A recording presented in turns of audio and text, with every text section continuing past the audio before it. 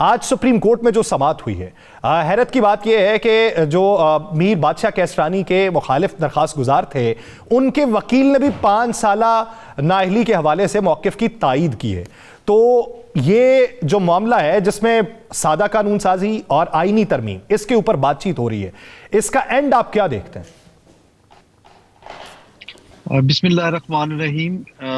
میں سمجھتا ہوں کہ سپریم کورٹ نے بڑے مناسب وقت پہ اس بینچ کی تشکیل کی اور یہ تمام کیسز فکس کیے، اور بیسک جو کوسچن آف لا تھا وہ یہ تھا کہ کیا 62(1)(f) میں جو ججمنٹ آئی ہے وہ پریویل کرے گی، یا ایکٹ آف پارلیمان جو کہ پارلیمان نے سیکشن 232 آف الیکشن ایکٹ 2017 میں امینڈمنٹ کر کے میکسیمم نااہلی کا جو پیریڈ ہے وہ 5 سال قرار دیا۔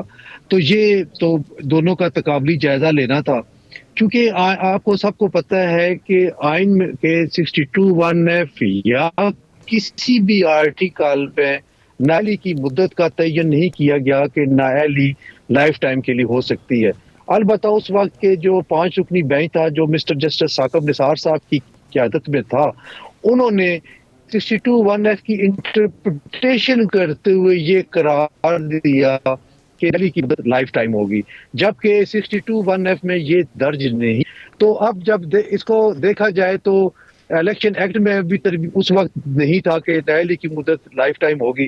اب امینڈمنٹ آ گئی ہے، اور امینڈمنٹ کے تحت 5 سال کی مدت کا جب تعین کر دیا گیا، تو پھر جب دونوں کا تقابل ہوگا تو میرا خیال ہے کہ جو آج کی آبزرویشنز ہیں ان کو مد نظر رکھتے ہوئے شاید یہ یونانی مسئلے یہ فیصلہ آئے کہ وہ لائف ٹائم نااہلی کی مدت کو ختم کر دیں گے، کیونکہ انٹرسٹنگلی اس 62 اور آرٹیکل 63 دونوں کو ایک آمر نے، جو کہ چیف مارشل لا ایڈمنسٹریٹر بھی تھے اور پریزیڈنٹ آف پاکستان بھی تھے، انہوں نے ایک آرڈیننس کے ذریعے آئین میں انسرٹ کیا، اور انفارچونیٹلی اس وقت کی سپریم کورٹ نے اس کو انڈوز کیا۔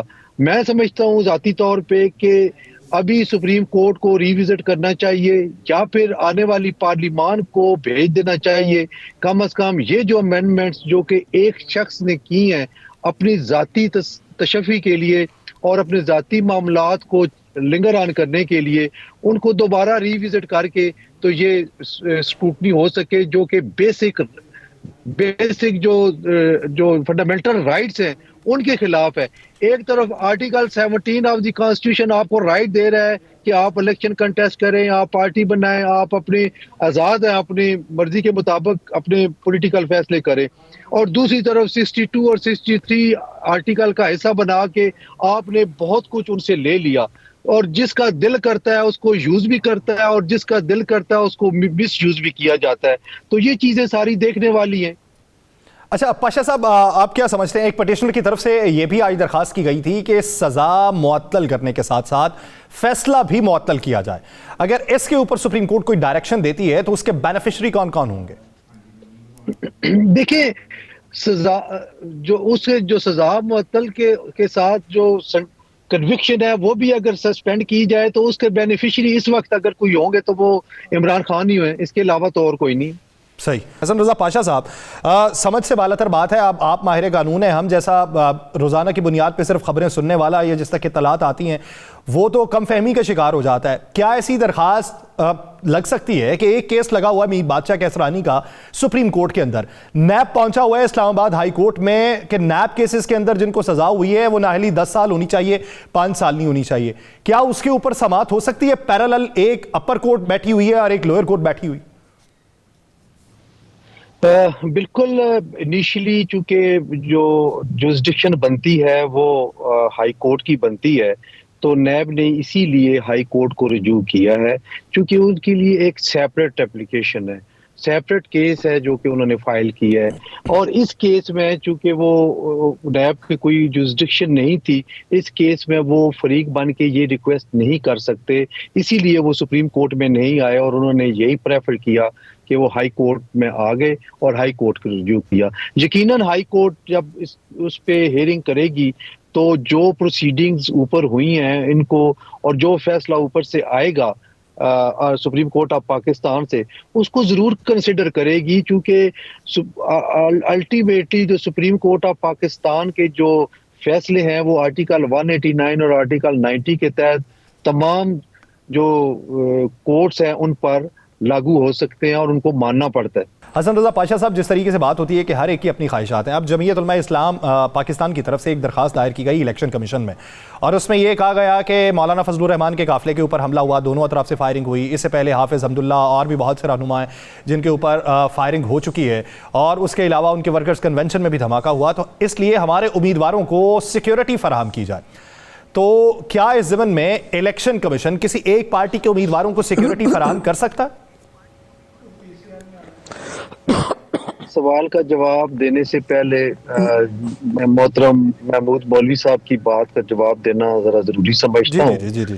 انہوں نے فرمایا کہ پریزیڈنشل فارم آف گورنمنٹ اور الیکٹڈ کے بجائے سلیکٹڈ گورنمنٹ بنائی جائے، تو میں اس پہ بہت سخت معترض ہوں۔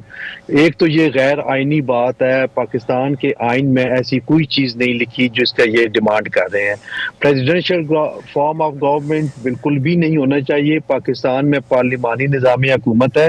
ہاں، یہ ضرور ہو سکتا ہے کہ 5 سال کے بجائے 4 سال ٹینیور لگ دیں اسمبلی کا، کیونکہ ہمارے بحیثیت قوم ہماری جو برداشت ہے کسی کو ابزارو کرنے کی جو سخت ہے وہ 3 سال سے زیادہ نہیں ہے۔ آپ پھر جو 4 سال کی بات کر رہے ہیں، آپ بھی پھر ایک سال پہلے بڑھوانا چاہتے ہیں۔ میں صرف پارلیمانی نظام حکومت کی بات کر رہا ہوں، میں پریزیڈنشل فارم آف گورنمنٹ کے خلاف بات کر رہا ہوں۔ آپ نے دیکھا ہوگا کہ اس سے پہلے عمران خان صاحب نے بھی کوشش کی یہ نظام لانے کی، کیونکہ وہ سمجھتے ہیں کہ سارا طاقت کا منبع ان کے ہاتھ میں ہونا چاہیے، ساری طاقت ایک ون مین شو کے جو جتنے ہم پاکستان کی قوم ون مین شو کے جتنے سفر کیا ہے اس نے، وہ کہیں بھی نہیں۔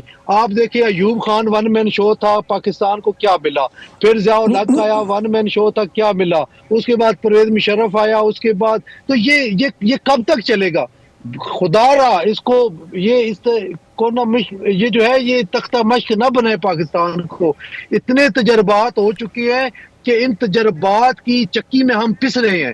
ایک بڑا متفقہ آئین تمام پولیٹیکل پارٹیز نے دیا، اور اس میں گورنمنٹ کی جو فارمیشن تھی وہ پارلیمانی حوالے سے تھی، تو اس کو ایز اٹ از رہنے دیا جائے، اس کو چینج نہ کیا جائے۔ دوسری بات جو آپ نے دوسرا سوال آپ کا کیا تھا؟ میں اس طرف آ گیا ذرا۔ سوال تھا جمعیت علماء اسلام پاکستان کی درخواست کے حوالے سے۔ ہاں جی، تھینک یو ویری مچ۔ جو ہے دیکھیں، سیکیورٹی مہیا کرنی اسٹیٹ کا کام ہے، گورنمنٹ کی ڈیوٹی ہے۔ اب دیکھنا یہ ہے کہ وہ کتنی کیپیبل ہے ہر ایک کو سیکیورٹی دینے کی۔ اب ہر امیدوار جو ہے وہ چاہے گا کہ مجھے سیکیورٹی مہیا کی جائے، یہ تو ممکن نہیں ہے، لیکن بہرحال جتنا ہو سکے ممکن وہ سیکیورٹی اسٹیٹ اور گورنمنٹ مہیا کرے، تاکہ یہ جو خوف کی فضا ہے اس کو ختم کیا جا سکے۔ خوف کی فضا ختم ہوگی تو آزادی کے ساتھ الیکشن کمپین چلے گی، اور پھر الیکشن ہونا ممکن ہو سکیں گے۔ تو بالکل اگر کچھ حلقوں میں ان کی یہ ڈیمانڈ ہے تو وہ پوری کر دینی چاہیے، اس میں کوئی مذائقہ نہیں ہے۔